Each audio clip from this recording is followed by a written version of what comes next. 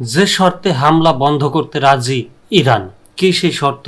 ইরানের পররাষ্ট্রমন্ত্রী Abbas Araghchi ঘোষণা দিয়েছেন, ইসরায়েল যদি তাদের হামলা বন্ধ করে তবে তেহরানও আত্মরক্ষার জন্য চালানো প্রতিক্রিয়ামূলক আক্রমণ বন্ধ করবে। আজ তেহরানে বিদেশি কূটনীতিকদের সঙ্গে এক বৈঠকে তিনি কথা বলেন। তিনি বলেন, আমরা আত্মরক্ষার অধিকার প্রয়োগ করছি। ইসরায়েল হামলা থামালেই আমরা উত্তেজনা হ্রাস করব। ইরানি রাষ্ট্রীয় টেলিভিশনে তার বক্তব্য সম্প্রচারিত হয়েছে। গত 2 দিনে ইসরায়েলি হামলায় অন্তত 80 জন নিহত এবং 800 জন আহত হয়েছে বলে দাবি করছে ইরানি গণমাধ্যম।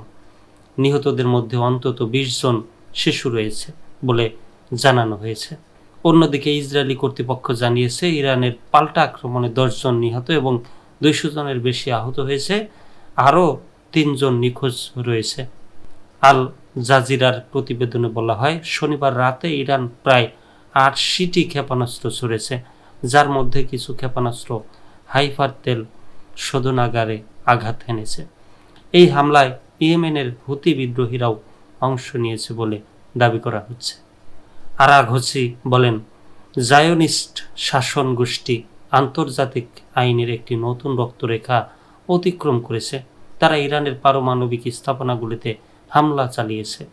ইসরায়েল এখন ইরানের ইস্পাহান প্রদেশের একটি প্রতিরক্ষা স্থাপনা এবং সিরাজের একটি ইলেকট্রনিক্স কারখানা লক্ষ্য করে হামলা চালাচ্ছে বলে খবর পাওয়া গেছে।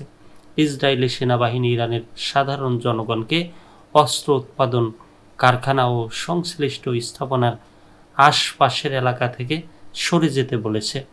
এদিকে যুক্তরাষ্ট্রের প্রেসিডেন্ট ডোনাল্ড ট্রাম্প বলেছেন, ইসরায়েলের হামলার সঙ্গে আমাদের কোনো সম্পৃক্ততা নেই, তবে ইরান যদি যুক্তরাষ্ট্রের উপর কোনো রকম হামলা চালায় তবে তার ফল হবে ভয়াবহ। পরিস্থিতির উত্তপ্ততা বিবেচনায় রেখে দুই দেশই আকাশসীমা আংশিকভাবে বন্ধ করে দিয়েছে, যার ফলে আন্তর্জাতিক উড়োজাহাজ চলাচলেও প্রভাব পড়ছে।